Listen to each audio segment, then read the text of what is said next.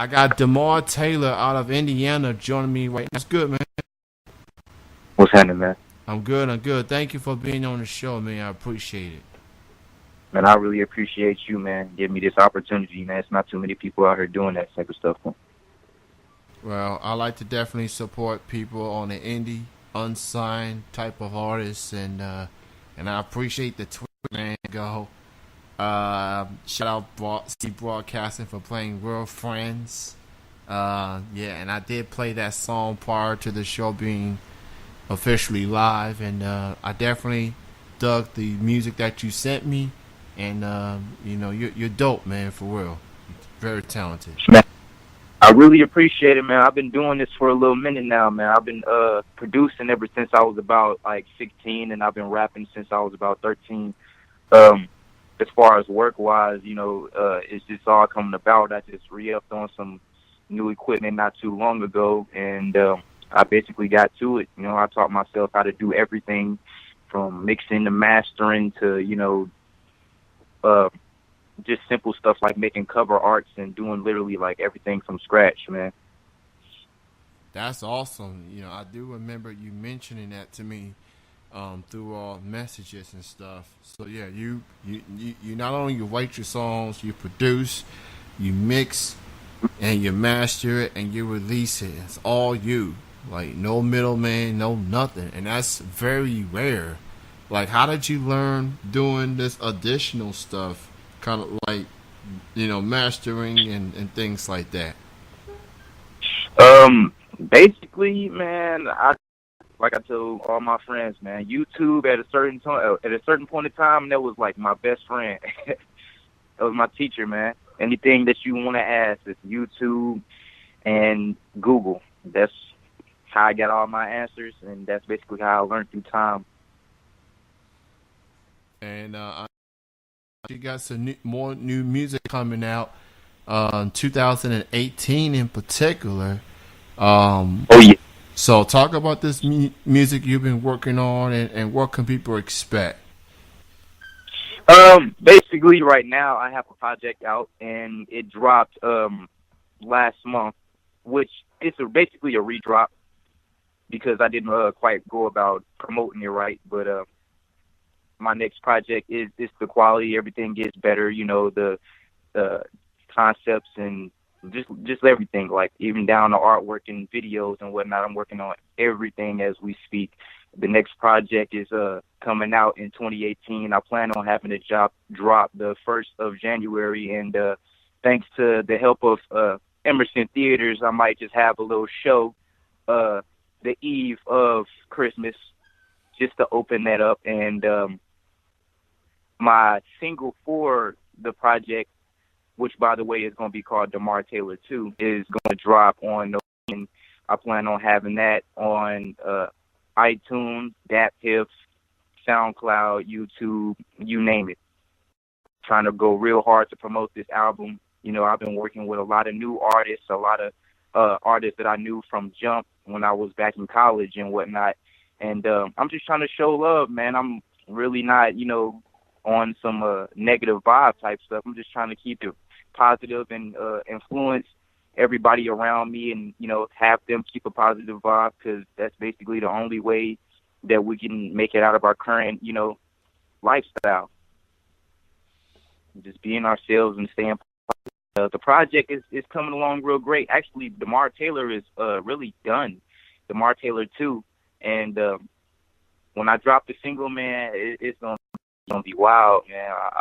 There's so many good songs on there. I'm not just speaking out of the ego. Is just keeping it 100, man. Like, you'll be able to see yourself, but I plan on dropping it the 1st of January 2018, so be on the lookout for it. DeMar Taylor 2 on the way. It's produced, written by, mixed and mastered, literally everything done by me, myself, and I also have a homeboy by the name of 99 Lethal who just also released something. Shout out to him. And it's called 99 Lethal versus Facts, and I also produced most the tracks that were on there as well. So when y'all get the chance, check that out for me. And there's nothing but good music on the way, man. That's dope, man. And I appreciate your confidence. When you hard work in countless hours in the studio, making sure this music is on point, and you see the product being all put together from scratch. It's a good feeling. And now, fans are anxiously awaiting to hear more from you, and they're gonna hear it real soon. So, definitely a record and some music in store for you, for people to keep an eye on. It'll be some dope music. I've already heard some songs here and there, and I'm definitely looking forward to hearing more. And you mentioned influence moments ago. Who are your musical influences? It could be like any local, mainstream, anyone in particular. Who are your musical influences?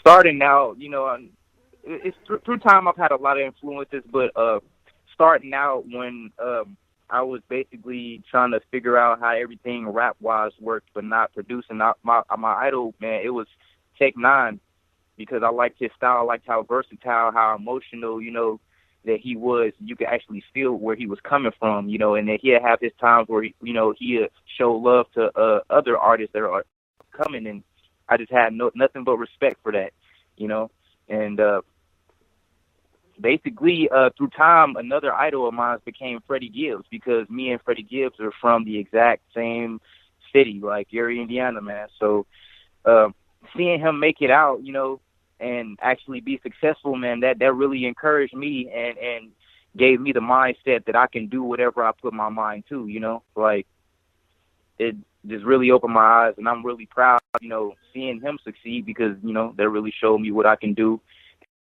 and my car is right, and just keep on grinding the way that I do. I did not know that he was from Indiana. I must have thought he was another Atlanta rapper for some reason. But it feels like a lot of rap artists are from Atlanta these days. Every other artist, at least that I listen to on the radio, and I live here in Kentucky, for crying out loud. But Gary, Indiana, I believe Michael Jackson was born in that city, if memory serves me correctly. But Yeah. so, and I am going to get to see his Janet Jackson here in Lexington in a couple of months, and that's going to be very lovely. Oh yeah. So, so as far as being an artist, what do you consider the biggest challenge that you face as an artist? One thing that really really tests you mentally, emotionally, things like that. What do you consider the biggest challenge as an artist? Like just making the music, or just in general? Or just in general. I would say for the current time frame, I would say promotion. Like I didn't taught myself, like I said, strictly producing, Photoshop, videos, literally everything. But like for some odd reason, promotion is not like the first thing that came to my head. Like, I'm trying to do business, and the first thing that you really got to know if you want to succeed in this business, especially this field of business where I'm aiming at, is, basically promoting yourself the right way, knowing the right people, or talking to the right people, staying away from certain people that could possibly damage the starting of a career, a potential career. Yeah, I would have to say that's the hardest part, besides getting writer's block sometimes. But even then, I work my way through it. And as far as beats, melodies, like I'm a very complex person, and I'm a perfectionist at that too. So it's a certain way that I want my beat to sound. Like, you got all these producers that make beats and whatnot. You have some of them that make beats that they don't like. Like that's not me. I make a beat, and if I'm not feeling it, you can ask any of my homies. Like I scrap that mug, like right then and there, and start fresh. And it's always, it's just a gut feeling. I just keep going with it, and eventually, I form my sound, because I know exactly how my sound, sounds. So it's just little things like that. But I mean, besides that, everything is pretty legit. I know it was a struggle for a little minute trying to learn exactly how this mixing works, because you have all this little minor stuff that you have to worry about, like little EQs or things with compression, side chaining, or when you making beats, not only like um, making the beat, but what's gonna stand out in the beat, how hard the kicks are gonna be, if they're too overpowering, or if I didn't mix it, it can become stressful that I have to go from the mastering stage and go back to the mixing just to fix one thing, render it out, and then so forth. But after doing it for so long, man, it starts to not really become that much of a bother to me. But I would say that would have to be a few of the things that become little obstacles from here and there. Before I let you go, man, I wanna you can go ahead and promote your social media links, and where can people hear your songs online? Truth be told, man, you can really hear my songs everywhere.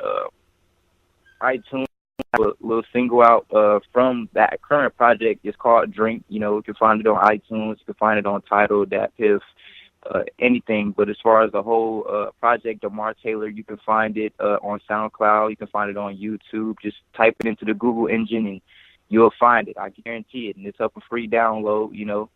All my social networks are at MSTN DeMar Taylor. It's all one word, at MSTN DeMar Taylor. And that's for all of it, for Tumblr, for Facebook, for MySpace, you name it, and I'm on it. So sounds good. Be on the lookout for that DeMar Taylor 2.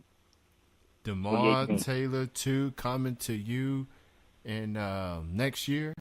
So be on the lookout for there. January. The single, yeah. The first single drops November 18th, and it's called Cranked Up. And I plan on making the video, and it's gonna be real lit. So be on the lookout for it. Absolutely, man. Great chatting with you. Thank you for being on the show. Continued success, and you have a good weekend, man. All right, you too. It's been a great time talking to you on the interview, and I appreciate you having me on here, man.